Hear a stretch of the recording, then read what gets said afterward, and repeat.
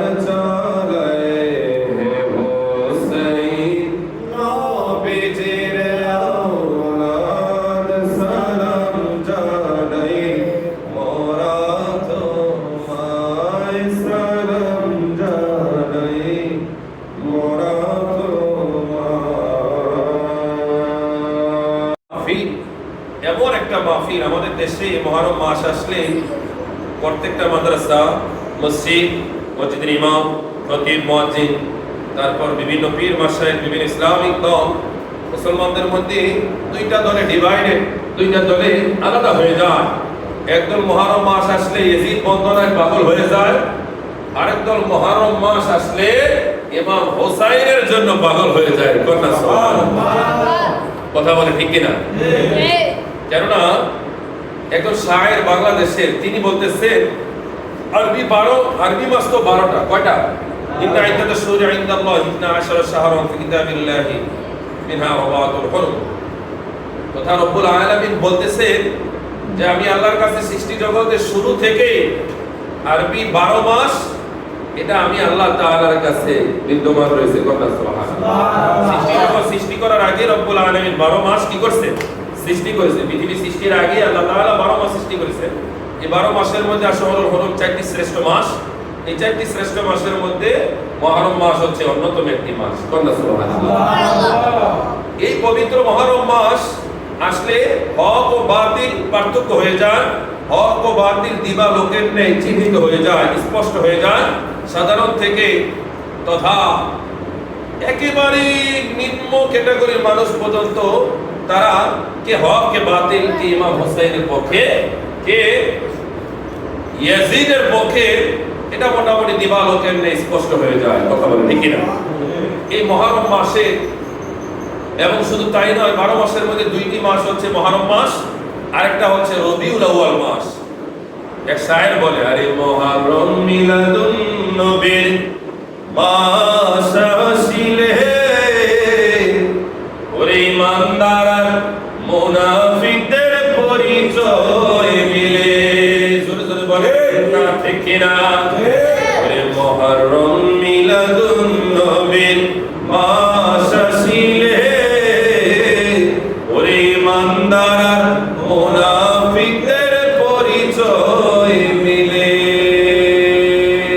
প্রিয় হাজিরিন, সেই মুহররম মাস, এই মুহররম মাসে বাবা আদম থেকে শুরু করে ঈসা রুহুল্লাহ পর্যন্ত প্রত্যেকটা নবী রাসূলদের সাথে রব্বুল আলামিন তাদেরকে বিভিন্ন ভাবে পরীক্ষা করে মুহররমের 10 তারিখে তাদেরকে ত্রাণ দিয়েছিলেন। পরীক্ষা থেকে আমার আল্লাহ তাআলা মুক্ত করেছিলেন, বিপদ থেকে বাঁচিয়েছিলেন, পুরস্কৃত করেছিলেন। আর ইমামে আলী মুকাম ইমামে হোসেন রাদিয়াল্লাহু তাআলা আনহু নবীজির তৌহিদ নবীজির সন্তান, নবী পরিবারের সাথে এই মুহররমের 10 তারিখে রব্বুল আলামিন এমন প্রেমের খেলা খেললেন যেটা অতীতের সমস্ত ঘটনাকে মাইনাস করে দিয়ে ওটা মুহররমের 10 তারিখকে ইমামে হোসাইন নিজের দিকেই নিয়ে নিলেন। কন্যা সুবহানাল্লাহ। আমাদের দেশের অনেকে প্রশ্ন করে, কেন ইমামে আলী মুকাম ইমামে হোসাইন, কেন তিনি কারবালার ময়দানে গেলেন, কেন তিনি কুফাতে গেলেন, কেন ওই সময় থাকা সাহাবীরা তাকে এতবার নিষেধ করার পরেও কেন তিনি তাদের কথা শুনলেন না? যদি না যাইতেন তাইলে তো ইমামে হোসাইন শহীদ হতো না, কারবালা হতো না, আমাদের পীর মুর্শিদ ইয়াজিদও খারাপ হইতো না। কথা ঠিক কিনা? ইমাম হোসাইন গেলই বা কেন? তিনি গিয়ে তো নিজেই শহীদ হইলেন। আবার আমরা যাকে ফলো করি, অনুসরণ করি, যাকে বাঁচানোর জন্য জীবন দেই, সেই ইয়াজিদেরও দোষ হতো না। আমি বলবো ভাই, ইমামে আলী মকাম ইমামে হোসাইন রাদিয়াল্লাহু তাআলা আনহু তিনি কারবালাতে কেন গেলেন জানেন? যদি কারবালাতে নাই যাইতেন তাইলে এই পৃথিবীতে ইসলাম আর প্রতিষ্ঠিত হতো না। তিনি যদি ইয়াজিদের হাতে বায়াত গ্রহণ করতেন, ইয়াজিদকে যদি মেনেই নিতেন, তাহলে তো আর কারবালা হতো না। কথা বলে ঠিক না? কারবালা হতো? কারবালা হতো? কারবালা হতো না। এবার প্রশ্ন আসতে পারে, তাহলে ইয়াজিদকে কেন মানলেন না তিনি? আমাদের দেশের পীর সাহেবেরা, হুজুরেরা, এমনকি আমাদের বাংলাদেশের বলতেও লজ্জা লাগে, শরম লাগে, সবচেয়ে বেশি যে মাদ্রাসাগুলো কওমি মাদ্রাসা, আশেপাশে অনেকে থাকতে পারেন, কিন্তু গুগলে সার্চ দিয়ে দেখবেন যে ভবের চরের বাগানবাড়ি নাই হুজুর কথাটা কি সত্যি বলছে না মিথ্যা বলছে। আসলে আফসোস লাগে, খারাপ লাগে যে মাদ্রাসাগুলো সবচেয়ে বেশি ওই মাদ্রাসার উপরের লেভেলের একজন আলেম, জনপ্রিয় আলেম, ভাইরাল আলেম, দেখতে কালো সমস্যা নাই, কিন্তু নবী বিদ্বেষের কারণে দিন দিন চেহারাটা কুৎসিতে পরিণত হয়েছে। এই নোমান কাসেমি সাহেব নামে একজন প্রখ্যাত একজন আলেম রয়েছে। আমরা তাদেরকে প্রখ্যাত বলি না, কুখ্যাত বলি। কি বলি? কুখ্যাত বলি। নোমান কাসেমি তিনি কওমি মাদ্রাসার অনেক বড় একজন আলেম। তিনি ওটা সমস্ত কওমি মাদ্রাসা কিন্তু ইয়াজিদের পক্ষে কথা বলে না, মুসলিমই কয়েকজন বলে। যারা বলে আল্লাহ তাদেরকে হেদায়েত দেন, যারা না বলে আল্লাহ তাদেরকে ইসলামের জন্য কবুল করুন। সবাই বলেন আমিন। তো যাই হোক, এটা তাদের ব্যক্তিগত বিষয়, কেননা যার যার আমলের হিসাব সে দিবে। কথা বলে ঠিক না? তারপরে বলবো ভাই, আপনি কওমি মাদ্রাসার যিনি অন্যতম একজন লিডার, অন্যতম একজন আলেম নোমান কাসেমি সাহেব, আপনি ইয়াজিদকে ভালোবাসেন। এই ভালোবাসাটা আপনার ভিতরে রাখেন না, আপনি প্রকাশ করে মানুষের সামনে আপনি ফিতনা করার কোনো প্রয়োজন, কথা বলে প্রয়োজন নাই। আমাদের সর্বনাই হুজুরকে বলবো, বিশ্বাস হুজুর আপনার অনেক ভালো গুণ আছে, আলহামদুলিল্লাহ, সমস্যা নাই। আপনি ইয়াজিদকে মহব্বত করেন, এটা আপনার ভিতরে রাখেন না, ভিতরে রাখেন না। গোটা বাংলাদেশের সমস্ত মুরিদ যখন জেনে যাবে যে না, আমরা যারা অনুসরণ করি আমাদের সেই পীর তো ইয়াজিদের জন্য ফানা, ঈদের প্রশংসায় বিদ্যমান, একদিন না একদিন এই মুরিদ যখন জাগ্রত হবে, তখন আপনি ইচ্ছে করলে আর নিজেকে বাঁচাতে পারবেন না। কথা বলে ঠিক? প্যারে হাজিরিন, ইমামে আলী মকাম কেন তিনি ইয়াজিদের হাতে বায়াত গ্রহণ করেননি? কারণ ইয়াজিদ এমন একজন ব্যক্তিত্ব, ইমামে তথা হযরতে আমিরে মুআবিয়া রাদিয়াল্লাহু তাআলা আনহু, তিনি তার জীবনের শেষের দিকে তিনি 60 হিজরিতে ইন্তেকালের পরে, খেয়াল করবে কথাগুলো, কত হিজরি? 60 হিজরিতে আমিরে মুআবিয়ার ইন্তেকাল হয়। ইন্তেকালের পরে মসনদে আসে ইয়াজিদ। কে আসে? ইয়াজিদ। যদিও ইন্তেকালের আগে তিনি ইয়াজিদকে মসনদে বসিয়ে গিয়েছিলেন। কি করেছিলেন? মসনদে তিনি বসিয়ে গিয়েছিলেন। এটা নিয়ে উম্মতের মধ্যে বিশাল ইখতিলাফ। এই কারণে আমাদের দেশের কিছু বামপন্থীরা আমিরে মুআবিয়ার দিকে আঙ্গুল তোলে, আমিরে মুআবিয়ার প্রতি তারা সমালোচনা করে। আল্লাহ তাআলা তার বন্ধুটিগুলি ক্ষমা করে দেন। সকলে বলেন আমিন। আমিরে মুআবিয়া একজন কাতেব, জগৎ বিখ্যাত সাহাবী, তার বিরুদ্ধে সমালোচনা করার কোনো যোগ্যতা, কোনো রাইট আমাদের নাই। সে আমিরে মুআবিয়া রাদিয়াল্লাহু তাআলা আনহু, তিনি ইয়াজিদকে যখন মসনদে বসালেন, তার ইন্তেকাল হলো, কিন্তু মসনদে বসানোর আগে আমিরে মুআবিয়া ইয়াজিদকে বলেছিলেন, ইয়াজিদ তুমি যখন মসনদে বসবে, ক্ষমতায় আসবে, তখন আহলে বায়াতের সাথে সর্বোত্তম আচরণ করবে। কন্যা সুবহানাল্লাহ। কিন্তু ক্ষমতা এমন জিনিস, এটা পাওয়ার আগে এক চরিত্র, পাওয়ার পরে আরেক চরিত্র। ইয়াজিদ এমনি নাসিব না বলি, আবারও পাইছে সে ক্ষমতা, তাইলে তো তার ডোলের বাড়ি আর প্রয়োজন নাই, সে এমনি নাচবে। এবার শোনেন, যারা ইয়াজিদের জন্য পাগল হয়ে যান, ইয়াজিদ কেমন ভালো লোক ছিলেন একটু জানা দরকার না? ইয়াজিদ সে ম্যাক্সিমাম সময় নারীদের সাথে সে রাত কাটাতো, মেলামেশা করতেন। জোরে বলেন না নাউযুবিল্লাহি মিন যালিক। শুধু তাই নয়, ইয়াজিদ মদ্যপান করতেন। রব্বুল আলামিন মহাগ্রন্থ আল কোরআনে মদ খাওয়া আমাদের জন্য হালাল করছে না হারাম করছে? জোরে বলেন। ইয়াজিদ মদ্যপান করতেন। জোরে বলেন নাউযুবিল্লাহি মিন যালিক। শুধু তাই নয়, ইতিহাস সাক্ষী দেয় ইয়াজিদ ইমাম ইবনে কাসির, এবং শুধু তাই নয়, তার আল বেদায়া ওয়ান নিহায়ার মধ্যে ঘটনাগুলো রয়েছে। সাক্ষী দেয় ইয়াজিদ একটা বানর পোষতেন। কি পোষতেন? বানর পোষতেন। এই বানরটা সবসময় তার সাথে থাকতেন। এই বানরের সাথে সে নষ্টামি করতে, যেগুলো আমাদের ভাষায় বলা যায় না। এমন মালাউন, এমন দুশ্চরিত্র, এমন লম্পট, সে যা খুশি তা করতেন। জোরে বলেন নাউজুবিল্লাহ মিন যালিক। আমি তো এবার বলেন, যে লোকটা মদ খাইতো, যে লোকটা অন্য নারীদের সাথে জিনা করতেন, যে বানরের সাথে নষ্টামি করতেন, আরো তার এরকম বলতে গেলে অনেকগুলো, তাকে কি ইমামে হোসাইন ইমাম মানবেন? কথা কয় না। আপনাদের মনোযোগ আছে? তাকে কি ইমাম হোসাইন কখনো মানবে? তার হাতে বায়াত গ্রহণ করবে? কখনো করবে না। এটা আমরা করতে, আমাদের দেশের যারা ইজিদ বন্দনায় পাগল তারা করতে পারে, কিন্তু ইমামে আলী মোকাম তিনি কখনো করবে না। এটা ছিল এক নম্বর তাদের বিরুদ্ধে আমাদের দলিল। দ্বিতীয় হচ্ছে ইমামে হোসাইন তিনি যে কারবালার ময়দানে শাহাদাতের পেয়ালা পান করবেন, বলেন তো এই যে শাহাদাতের এই ঘটনাটা, এটা কি ইমামে হোসাইন যাওয়ার পরে তিনি তার হয়েছে এজন্য বিষয়টা পরিচিতি পেয়েছে, অথবা বিষয়টা ছড়িয়েছে, অথবা বিষয়টা সারা পৃথিবীর মানুষ জেনেছে? বিষয়টা কি এমন নাকি আমার নবীজি ইমামে আলী মকামে জমিনে আগমনের আগেই, ইমামে হোসাইন জমিনে আগমনের আগেই আমার নবীজি ভবিষ্যৎবাণী করে গিয়েছিলেন? কন্না আল্লাহু আকবার। কিভাবে কিভাবে তার একটি एग्जांपल শুনে, সময় সংকীর্ণ। আল্লাহর নবীর প্রিয়তম চাচা, তার প্রিয়তম স্ত্রী উম্মে ফজল, নাম কি? উম্মে ফজল। তো উম্মে ফজল ছিলেন আমার নবীজির চাচী, উম্মে ফজল। তো নবীজির চাচী একদিন ভারাক্রান্ত হৃদয় নিয়ে নবীজির দরবারে আসলেন। সে যেন ভয়ে থরথর করে কাঁপতেছে, চোখ দিয়ে যেন পানি বের হচ্ছে। ইন দি মিন টাইমে নূরের নবী মায়ার নবীজি উম্মে ফজলকে বললেন, ও চাচী আম্মা, কোনদিন তো আমি আপনাকে এমন ভাবে দেখিনি। আপনি কেন ভারাক্রান্ত? আপনি কেন ভয় পাচ্ছেন? কেন আপনি কাতর হয়ে যাচ্ছেন, কাঁপতেছেন কেন? কিসে আপনাকে দুর্বল করে দিল?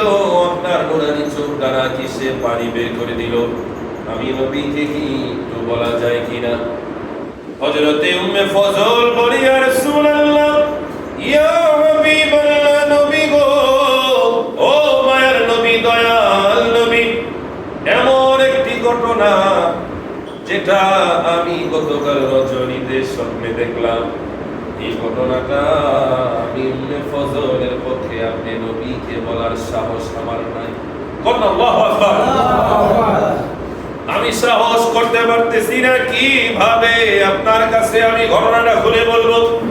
নবীজি বললেন, চাচী আম্মা, যাহা দেখেছেন, যাহা হয়েছে, পুরো ঘটনাটা আমার সাথে আপনি বলেন।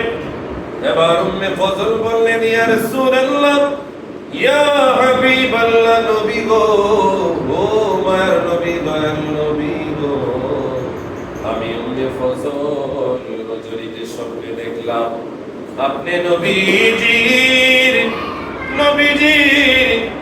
নুরানি দেহ মুবারক থেকে গোশতগুলো কেটে কেটে আমি উম্মে সালমার কোলে কে যেন রাখলে। আর আমি এই দৃশ্য দেখে আল্লাহু আকবার বলে চিৎকার করে দিলাম, আর আমি কাঁদতে লাগলাম, আর ভয় পেয়ে গেলাম। কি স্বপ্ন দেখলাম, কি দেখলাম? আল্লাহ এই স্বপ্ন কেন আমাকে দেখালেন?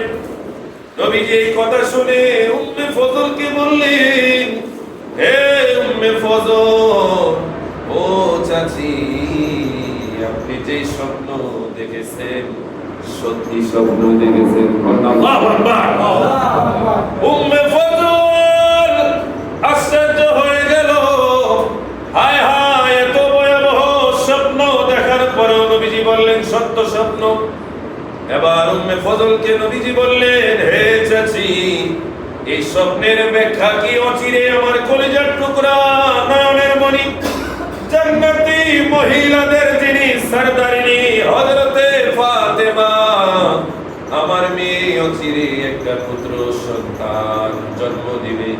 ওই পুত্র সন্তানকে আমার উম্মতেরা রক্তাক্ত করবে, হত্যা করবে।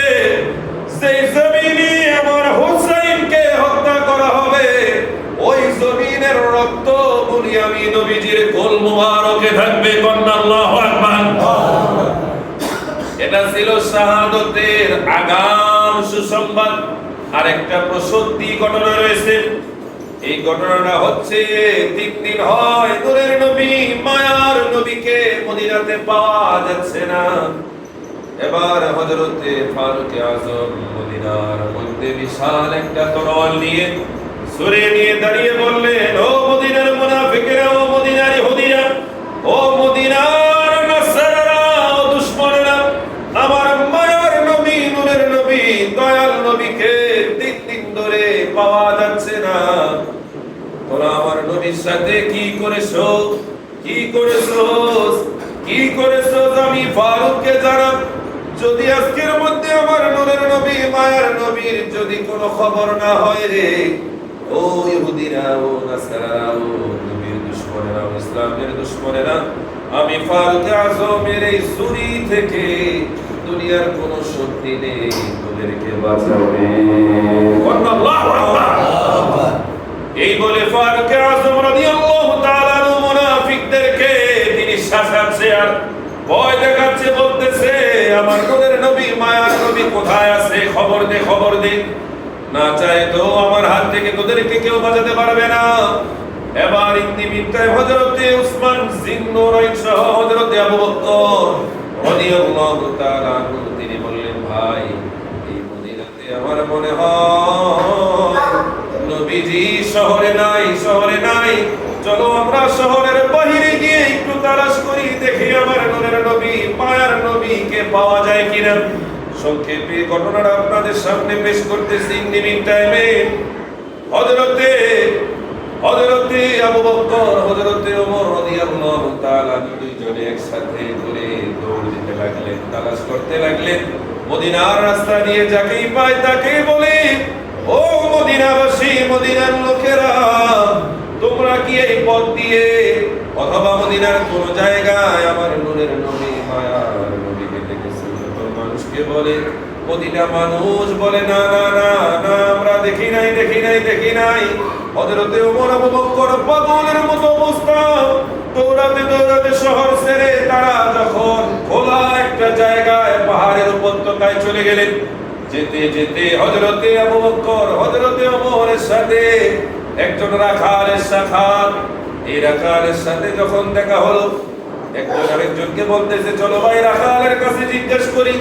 আরেকজন বললে, আরে রাখাল কি জানবে, হাজার হাজার মানুষকে জিজ্ঞেস করলাম, কেউ তো নবীর কোনো খবর দিল না। রাখাল তো সে সারাদিন বকরি চড়ায়, মেঘপাল চাষ করায়, চড়ায়, সে কি করে জানবে, কি করে দেখবে? তারপরে একজন বললেন, ভাই চলো জিজ্ঞেস করি, হতে পারে সে তার কাছে নবীর খবর রয়েছে, সে যদি আমার নবীকে দেখে। এবার হযরতে ওমর হযরতে আবু বকর তারা বই দিয়ে ওই রাখালের কাছে জিজ্ঞেস করলেন, হে রাখাল, ও রাখাল, তুমি কে, তোমার পরিচয় আমরা জানি না, তবে তোমার কাছে আমাদের একটা প্রশ্ন। এই পথ দিয়ে তুমি কি কোনো মানুষকে তথা আমার নূরের নবী মায়ার নবীকে কি যেতে দেখেছো? ওই রাখাল চিৎকার দিয়ে বলে, ভাই তোমরা কে, তোমাদেরকে আমি চিনি না, তোমাদের পরিচয় জানি না, তবে হ্যাঁ, তোমরা যার কথা বলতেছো তাকে আমি কোনোদিন দেখি নাই, তার কথাও আমি শুনি নাই, জানি না, তবে তোমাদের কথা শুনে মনে হচ্ছে তোমরা যাকে খুঁজতেছো ওই লোকটা মনে হয় ওই যে পাহাড় দেখতেছো, ওই পাহাড়ের নিচে ভিতরে যে গুহা রয়েছে, ওই গুহার ভিতরে কে যেন একজন একদিন 2 দিন নয় 3 দিন ধরে সিজদায় রত হয়ে শুধু রব্বি হাবলি উম্মতি উম্মতি বলে কাঁদতেছে। আমার মনে হয় তোমরা যাকে তালাশ করতেছো ওই লোকটাই সেই লোক। কন্যা আল্লাহু আকবার। এবার রাখাল হযরতে ওমর হযরতে আবু বকরকে বললেন, ও ভাইরা, তোমাদের হাতে ধরে পায়ে ধরে তোমরা এই লোকটাকে এই জায়গা থেকে নিয়ে যাও, কেননা এই লোকটা যদি এই অবস্থায় আর একদিন থাকে তাহলে এই লোকটার সাথে সাথে আমার পালে থাকা সমস্ত পশু পাখিগুলো না খেয়ে তারাও মারা যাবে। বলেন না ইয়া রাসূলুল্লাহ। রাখাল বুঝিয়ে দিলেন, আমার নবী কাঁদে, বনের পশু কাঁদে, আমার নবী খায় না, বনের পশুর সামনে গাছ থাকার পরেও গ্রহণ করে না। আমাদের দেশের কিছু ভাইরা নবী চিনে না, ওই রাখাল চিনল, ওই রাখালের পালে থাকা মেঘপাল পশু চিনল। কথা বলে ঠিক কিনা? এই জালিমগুলো চাইতে পশুর দাম কম না বেশি? আরে জোরে বলেন না, কম না বেশি? হযরতে আবু বকর, হযরতে ওমর আর দেরি করলেন না, সাথে সাথে তারা দুইজন গিয়ে দেখলেন আমার নবীজি। হ্যাঁ, ওই যে পাহাড়ের গুহার ভিতরে নবীজি সিজদায় রত হয়ে আল্লাহুম্মা ইয়া রাব্বি হাবলি উম্মতি, উম্মতি আল্লাহ আমার উম্মতকে ক্ষমা করো, উম্মতের নাজাতের ফয়সালা করো। যতক্ষণ পর্যন্ত নাজাতের ফয়সালা না হবে ততক্ষণ পর্যন্ত আমি নবী সিজদা থেকে মাথা উঠাবো না। হযরতে ওমর রাদিয়াল্লাহু তাআলা আনহুর সাথে সাথে চিৎকার দিয়ে বললেন, ইয়া রাসূলুল্লাহ, ইয়া হাবিবাল্লাহ, নবী গো, ও মায়ার নবী, দয়াল নবী, আমি ফারুক আযমের গোটা জীবনের সব নেকগুলি আপনি নবীর উম্মতের জন্য কুরবান করে দিলাম।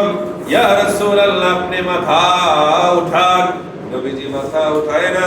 এবার ফারুক আযম রাদিয়াল্লাহু তাআলা আনহুর কথার পরে হযরতে আবু বকর সিদ্দিক তিনিও বললেন, ইয়া রাসূলুল্লাহ, ইয়া হাবিবাল্লাহ, আমি তো আপনার আবু বকর, যে আবু বকর আপনার জীবনের সঙ্গী, সুর পর্বতের সঙ্গী। ইয়া রাসূলুল্লাহ, ইয়া হাবিবাল্লাহ, আমি আবু বকর গোটা জীবনের সব নেকগুলো আপনি নবীর উম্মতের জন্য আপনি নবীর কদমে কুরবান করলাম। তারপরও আমার নবী মাথা উঠায় না, উঠায় না। এবার হযরতে ফারুক আযম বললেন, ভাই, আমাদের মনে হয় এই জায়গায় সময় নষ্ট করা যাবে না। আজকে যদি নবীকে সিজদা থেকে যদি মাথাকে উঠাতে পারে একমাত্র নবীজির কন্যা ফাতেমা, হাসান হোসাইন ছাড়া আর কেউ হবে না। জোরে জোরে বলেন না ইয়া রাসূলুল্লাহ। টাইমে যখন হযরতে আবু বকর, হযরতে ওমর দৌড় দিলেন মা ফাতেমার বাড়ির দিকে, রাস্তার মধ্যে মাওলা আলীর সাথে সাক্ষাৎ। মাওলা আলী বললেন, ও ভাইরা, তোমরা কেন দৌড়াচ্ছ? কি হয়েছে আমাকে একটু বলা যায়? এবার হযরতে ওমর, হযরতে আবু বকর ঘটনা বললেন। এবার হযরতে মাওলা আলী বললেন, ঠিক আছে, আমিও যাই, দেখি নবীকে একটু এই সিজদা থেকে উঠাতে পারে কিনা। হযরতে আবু বকর, হযরতে ওমর বললেন, ভাই আবু বকর, তুমি গিয়েও মনে হয় না কাজ হবে। আজকে এই নবীজির অবস্থা থেকে যদি কেউ বাঁচাতে পারে, নবীকে কেউ যদি উঠাতে পারে, আর ফাতেমা, হাসান, হোসাইন ছাড়া আর কারো পক্ষে সম্ভব না। জোরে বলেন না আল্লাহু আকবার। আর হযরতে আলী, হযরতে ওমর, হযরতে আবু বকর দৌড় দিয়ে পরিশ্রম করে তারা যখন নিঃশ্বাস নিতে নিতে হযরতে আম্মা জান ফাতেমার বাড়িতে গেলেন, তিনজনকে দেখে আম্মা জান ভয় পেয়ে গেলেন। আম্মা জান আশ্চর্য হয়ে গেলেন। তিনজনের অবস্থা দেখে আম্মা জান মনে মনে চিন্তা করলেন, যেহেতু 3 দিন ধরে আমার বাবাকে পাওয়া যাচ্ছে না, মনে হয় মদিনার মুনাফিকেরা, ইসলামের দুশমনেরা, নবীর দুশমনেরা নিশ্চয়ই আমার বাবাকে মেরে ফেলেছে, আমার বাবার ক্ষতি করেছে। এবার ফাতেমা চিৎকার দিয়ে বলে, ও আবু বকর, ও ওমর, ও আলী, বলো না আমার বাবা কেমন আছে? বলেন না সুবহানাল্লাহ। সংক্ষেপে বলতেছি, হযরতে আবু বকর, হযরতে ওমর, আলী চিৎকার দিয়ে বললেন, ফাতেমা, কথা বলার সময় নাই, চলো আমাদের সাথে চলো। হাসান হোসাইন কোথায়? হাসান হোসাইনকে সাথে নিয়ে চলো। নবীজি সিজদারত অবস্থায় ওই যে পাহাড়ের উপত্যকায়, পাহাড়ের নিচে গুহার ভিতরে 3 দিন ধরে নবীজি উম্মতি উম্মতি বলে কাঁদে। না খাওয়া, না দাওয়া, কিছুই নাই, কিছুই নাই। এই অবস্থায় যদি নবীজি বেশিক্ষণ থাকে তাহলে আমরা নবীকে বাঁচাতে পারবো না। ফাতেমা, দেরি করো না, চলো চলো। ফাতেমা হযরত ইমাম হাসান হোসাইনকে কাঁধে করে নিয়ে তথা 2 হাত ধরে এক দৌড় দিলেন। যখন গুহার সামনে পৌঁছলেন, আম্মা জান ফাতেমা চিৎকার দিয়ে বললেন, ইয়া রাসূলুল্লাহ, ইয়া হাবিবাল্লাহ, আমি হচ্ছি আপনার কলিজার টুকরা ফাতেমা। জান্নাতের রব রমণীদের সরদারিনী আমি ফাতেমার গোটা জীবন আপনি নবীর উম্মতের জন্য কুরবান করে দিলাম। ও বাবা, তারপরেও আপনি আল্লাহর কসম আপনি মাথা উঠান। নবীজি মাথা উঠায় না। টাইমে আম্মা জান ফাতেমা ইমামে হাসান হুসাইনকে নবীজির সামনে করে বললেন, বাবা শুধু আমি ফাতেমা নয়, আপনার দুই সন্তান হাসান এবং হুসাইনকে আপনি নবীর উম্মতের জন্য কুরবান করে দিলাম। জোরে জোরে বলেন ইয়া রাসূলুল্লাহ।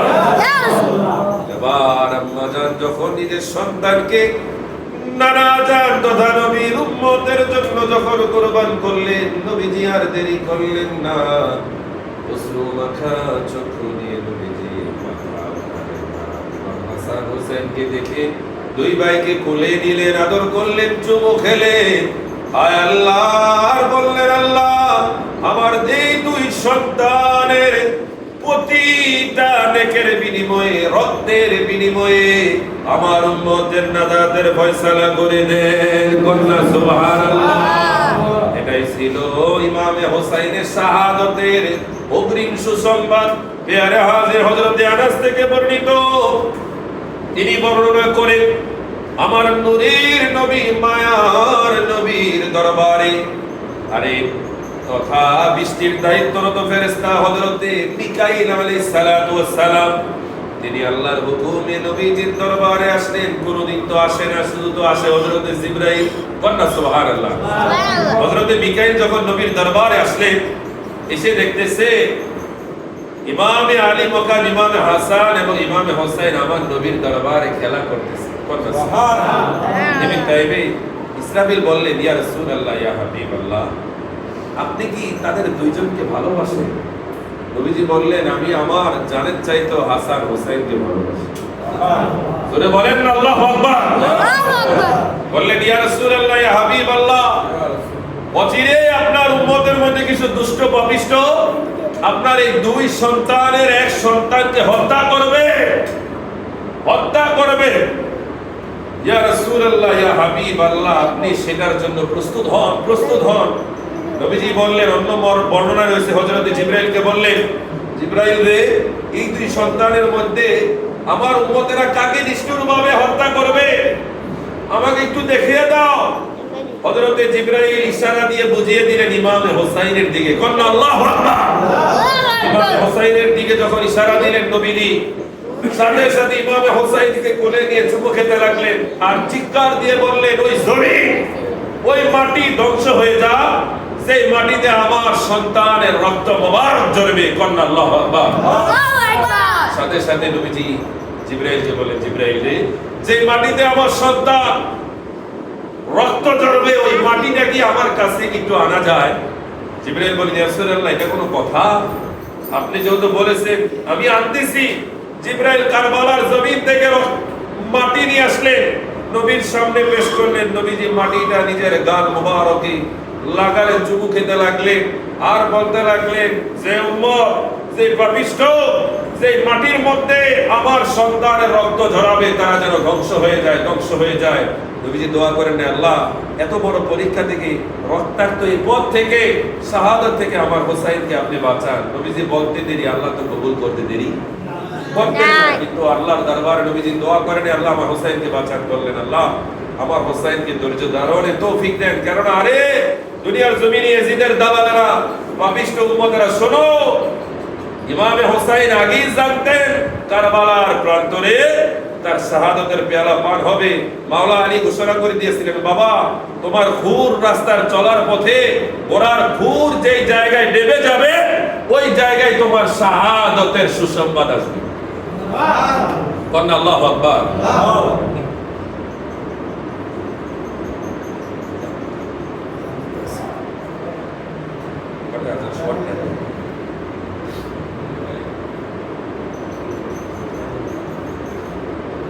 আসসালামু আলাইকুম। আলহামদুলিল্লাহ, চতুর্দিকে পবিত্র সারে আজান হচ্ছে। আজান হবে জামাত হবে। আমাদের মাহফিলের প্রধান বক্তা, প্রধান মেহমান আলা হযরত মাওলানা জাকির হোসেন আলী সাহেব আমাদের মাঝে আগমন করেছে, সকলে পড়েন আলহামদুলিল্লাহ।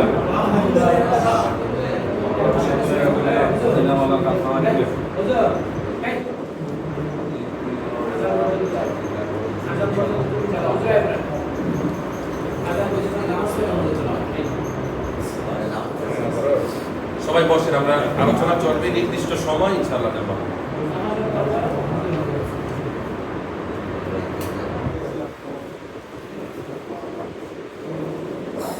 ईमेल करे ईमेल का एनो मोबाइल दिया है तो दिस आसान ना दिया वो बस रखे हैं फिर अरे या कर मोबाइल खोल ले के बाद